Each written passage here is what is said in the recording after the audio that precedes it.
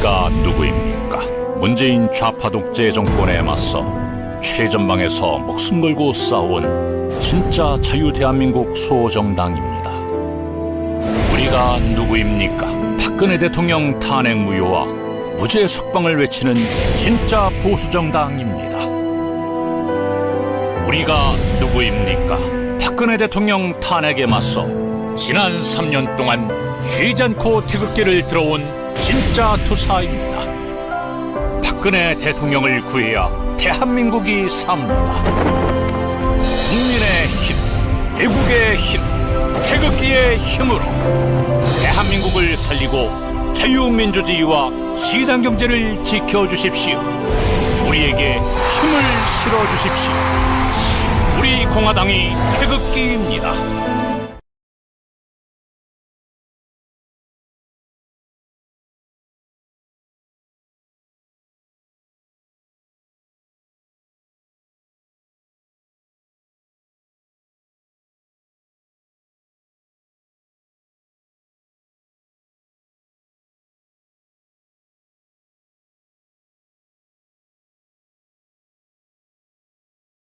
오늘은 인지연과 목요 포커스, 목요일에 오후 4시 인지연과 목요 포커스 시간입니다. 요새 윤미향 당선인, 더불어 시민당 윤미향 당선인을 둘러싼 그 온갖 불공정, 부정의 문제들에 대해서 우리 애국 동지들 다 알고 계시죠? 바로 윤미향 더불어시민당 당선인이 문제를 가장 먼저 들고 나온 것은 이용수 할머니였습니다. 이용수 할머니 또한 애국 진영에서는 많이 알려져 있는 분입니다. 그 대표적인 위안부 피해 할머니이시기도 한데 또 많은 논란의 대상이기도 하죠. 그런데 이 윤미향 더불어시민당 당선인은 정의기억연대라는 위안부 피해자 단체의 현 이사장이 아니라 바로 직전 이사장이었습니다. 그런데 그 윤 당선인의 정의기억연대, 정의연에 대해서 이용수 할머니가 제기한 논란은 성금을 위안부 피해자들한테 쓴 적이 없고 어디에 쓰이는지도 모른다고 밝혔습니다. 이에 대해서 그 정의기억연대에서 해명하는 과정이 아주 가관입니다. 바로 윤미향 당선인은 12일에 자신의 페북에다가 가족과 지인들의 숨소리까지 탈탈 털린 조국 전 법무장관이 생각나는 아침이라면서 친일 세력의 부당한 공격이 세질수록 평화 인권을 향한 결의도 태산같이 높아질 것이라고 언급했습니다. 그야말로 자신이 소속되어 있고 키워왔던 정의기억연대의 불공정, 부정의, 그거에 대해서 보수 언론과 거대 야당이 만든 모략극이라고 주장하고 있습니다. 정의기억연대 사태는 좌파, 친부, 반미 진영이 또다시 반복되는 부정의, 불공정, 이중잣대의 문제입니다.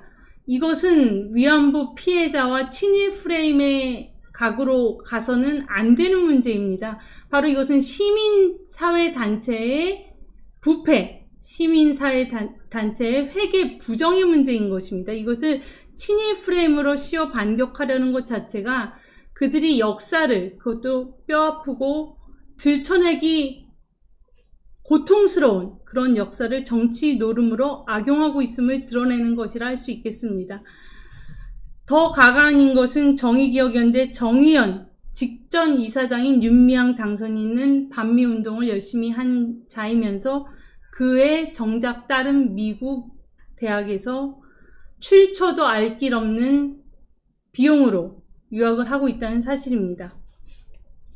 이런 상황에 대해서 제가 오늘 여러분들께 드리는 말씀의 제목을 역사전쟁 패배가 체제를 뒤흔든다라는 거대한 큰 제목을 여러분들께 선보였는데요.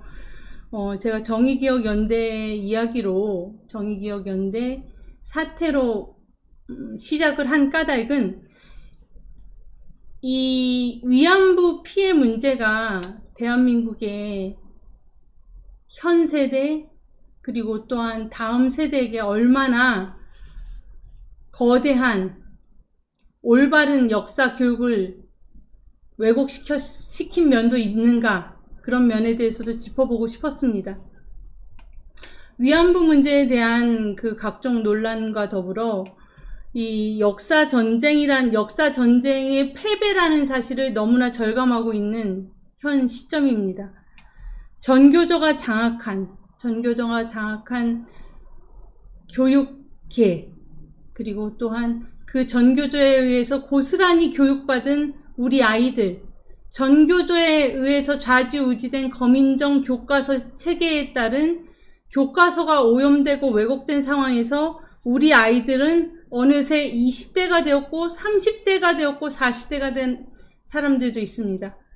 그런 상황에서 이번 총선의 결과, 부정선거의 문제는 차치하고서라도 이번 총선의 결과, 그리고 이번 총선을 통해서 우리 공화당이 받은 지지율, 그런 것을 놓고 볼 때 역사전쟁에서의 패배, 그리고 역사전쟁에서 지고 만 것이 바로 대한민국의 국민의 마음을 얻는 것에서 또 실패하게 되었다, 이런 생각을 하게 되었습니다. 그런데 문제는 역사전쟁, 역사라는 거 뭡니까? 역사. 고루한 옛날 얘기가 아니죠. 지금 우리는 시시각각 역사전쟁 상황에 놓여 있습니다. 내일, 모레가 바로 5.16 혁명 기념일이고, 바로 그 이틀 뒤가 5.18 광주의 사건입니다. 이 역사전쟁의 패배가 체제를 뒤흔든다. 그래서 지금 그 뒤흔들린 체제가 무너지게 생겼습니다. 지금 현 시점, 문재인 좌파 독재 정권 하에서 대한민국의 역사는 사라지고 있습니다. 이승만 죽이기는 대한민국 죽이기고, 이승만에 대한 이야기 죽이기는 대한민국 역사 죽이기입니다. 김구 숭배는 북한 정권과의 연결고리를 만들어내기 위한 대한민국 역사의 정통성을 북한과 연결짓고자 하는 자들의 음모입니다. 윈스턴 처칠이 했다는 말, 그리고 신채호 선생도 했다는 말, 역사를 잊은 민족에게 미래는 없습니다. 지금 제가 댓글을 한번 눈을 돌렸는데 한가한 소리 하실 때입니까? 네, 저로서는 진지하게 진행하고 있습니다. 역사 교육의 헤게모니를 전교조가 장악하고 있는 상황에서 그야말로 대한민국의 미래는 없습니다. 전교조를 법의 노조로 만들었던 박근혜 정부입니다. 현재 문재인 정권 하에서 전교조를 합법화하려는 움직임이 다시 또 거세지고 있습니다.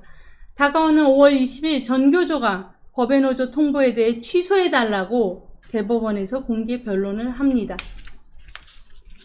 역사 전쟁에서의 패배가 체제 전쟁까지 치달아 체제 붕괴까지 가고 있는 이 시점에서 우리는, 우파는 무엇을 해야 합니까?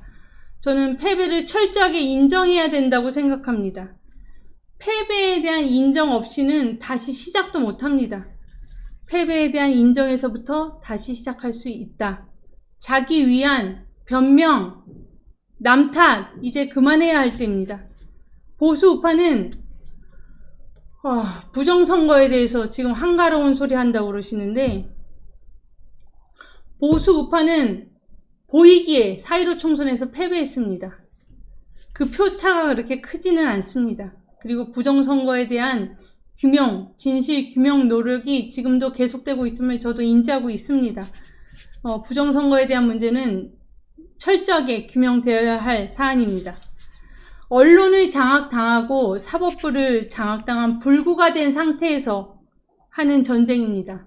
이 전쟁에서 이겨내고 승리하려면 처절하게 투쟁하는 절실함이 필수이고, 다시 시작함에 있어서 절실함만으로 부족합니다. 변화, 인적 쇄신 역시 필수 요건입니다.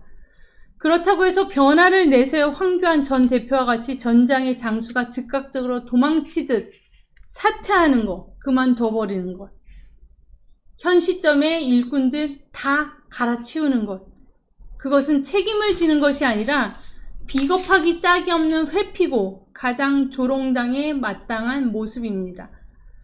그만둔다. 인적 쇄신한다는 명분 하에 현 시점의 모든 인물을 다 새로운 인물로 쇄신한다.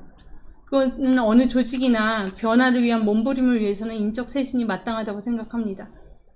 하지만 책임을 진다는 것은 또한 감당해야 되는 고통과 부담을, 그 따가운 시선을 감내하면서도 해내는 것, 그것이 또한 책임 있는 태도다, 그런 생각도 해봅니다. 이제 또다시 대한민국의 보수 우파가 시작의 선에 섰습니다. 무엇을 해야 하며 어떻게 시작해야 하는가? 세간에서 여러 의견, 훈수들이 이곳저곳에서 매일같이 쏟아집니다. 코앞의 이벤트거리가 아니라 국민의 마음, 민심을 사로잡을 새로운 이념, 새로운 정책으로 승부해야 한다고 말들 합니다.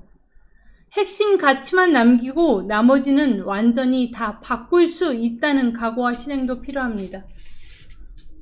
바꾼다, 변화한다, 쇄신한다. 제가 좋아하는 말 여러 번 말씀드렸듯이 그 쇄신한다는 말의 영어 이노베이션은 크리에이티브 디스트럭션이라고. 무엇이 새롭게 시작하려면 먼저의 것은 부서지고 파괴되어야 합니다.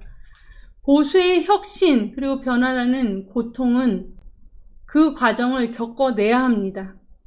세상 이치에 한 방에 단숨에 되는 일이 없습니다.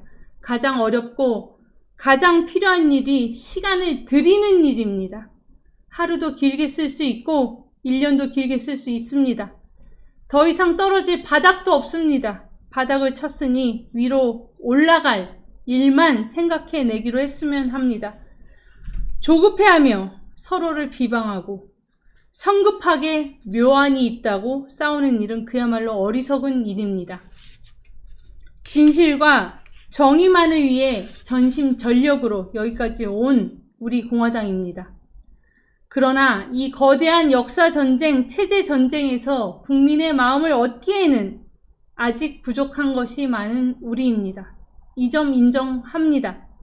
시간을 들여야 함을 인지하고 역사전쟁과 체제전쟁의 거대한 싸움에서 이길 수 있도록 하루, 한 달, 1년 전략적으로 스마트하게 실천, 실행으로 극복하는 수밖에 없습니다. 제 목요 포커스 시간에 여러분들께 지금 드린 이 말씀이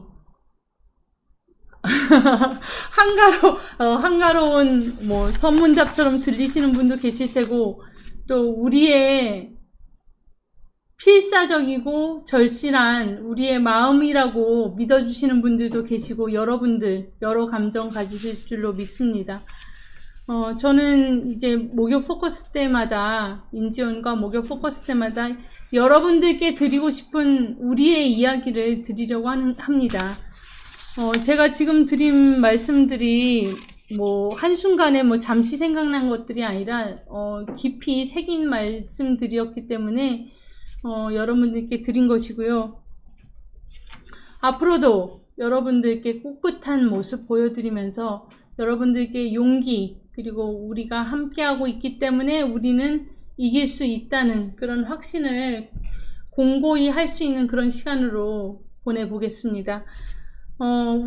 제가 가장 지금 우리가 상실하지 말아야 될 거라고 생각하는 부분은 우리가 할 수 있다라는 그 용기가 지금 어느 때보다도 필요한 시점이라고 생각을 합니다. 우리가 같이 함께 잡은 손을 놓지 않는 한 우리에게 좌절과 포기는 없습니다. 우리 공화당답게 승리합시다. 제가 좀 더 여러분들께 또 세부적인 말씀 드릴 수 있는 다음 주 목요일에 또 여러분들께 우리의 이야기를 말씀드리겠습니다. 감사합니다. 우리가 누구입니까? 문재인 좌파 독재 정권에 맞서 최전방에서 목숨 걸고 싸운 진짜 자유 대한민국 수호정당입니다. 우리가 누구입니까? 박근혜 대통령 탄핵 무효와 무죄 석방을 외치는 진짜 보수정당입니다. 우리가 누구입니까? 박근혜 대통령 탄핵에 맞서 지난 3년 동안 쉬지 않고 태극기를 들어온 진짜 투사입니다. 박근혜 대통령을 구해야 대한민국이 삽니다. 국민의 힘, 애국의 힘, 태극기의 힘으로 대한민국을 살리고 자유민주주의와 시장경제를 지켜주십시오. 우리에게 힘을 실어주십시오. 우리 공화당이 태극기입니다.